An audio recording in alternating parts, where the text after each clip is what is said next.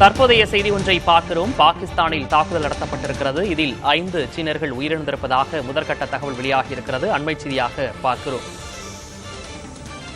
கைபர் பக்துன்குவா மாகாணத்தில் உள்ள தசு என்ற இடத்தில் தற்கொலைப்படை தாக்குதல் நடந்திருக்கிறது. பாகிஸ்தானில் நடத்தப்பட்ட தற்கொலைப்படை தாக்குதலில் சீனாவைச் சேர்ந்த 5 பேர் உயிரிழந்திருப்பதாக தகவல் வெளியாகியிருக்கிறது.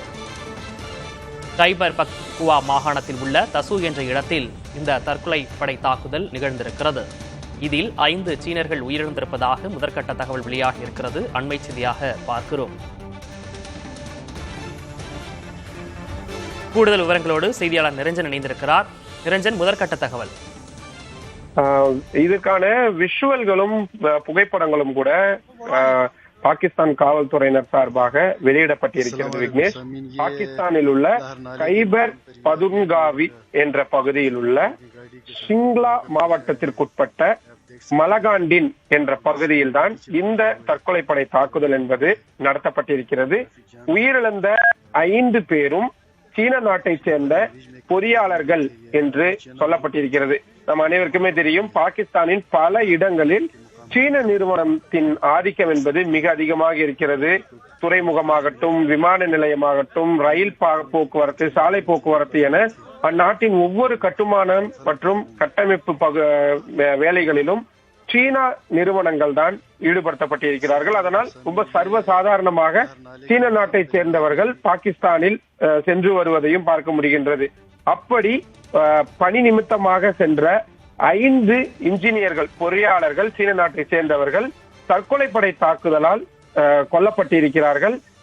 மலைப்பாங்கான பகுதியில் வாகனம் சென்று கொண்டிருந்த போது காரில் வந்து இடித்ததன் மூலமாக வெடித்து இந்த விபத்து என்பது ஏற்பட்டிருக்கிறது. தாக்குதல் என்பது ஏற்படுத்தப்பட்டிருக்கிறது. முதல் கட்டமாக அபிஷியலாகவே பாகிஸ்தான் அரசு சொல்லி இருப்பது இது சூசைட் பாம்பு அட்டாக், தற்கொலைப்படை தாக்குதல் தான் என்பதை அவர்கள் சொல்லி இருக்கின்றார்கள்.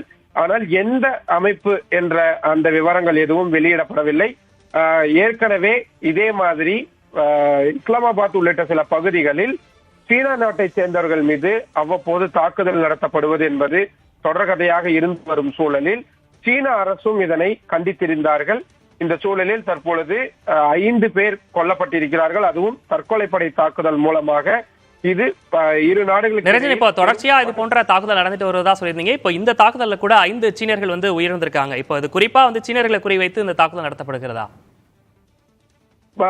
வரக்கூடிய தகவல்கள் என்பது சீன நாட்டினரை குறிப்பிட்டுதான் இப்படியான தாக்குதல்கள் நடத்தப்படுகிறது என்பது பொதுவாகவே அங்க இருக்கக்கூடிய தகவலாக இருக்கின்றது. அங்கிருந்து வரக்கூடிய கடந்த காலங்களில் நடந்த சில தாக்குதல்கள், வெறும் கத்தியை கொண்டு சில முறை சீன நாட்டை சேர்ந்தவர்கள் தாக்குதலுக்கு உள்ளாக்கப்பட்டிருக்கிறார்கள். இப்படி நிறைய சம்பவங்களை நம்மளால் நினைவு கூற முடியும்.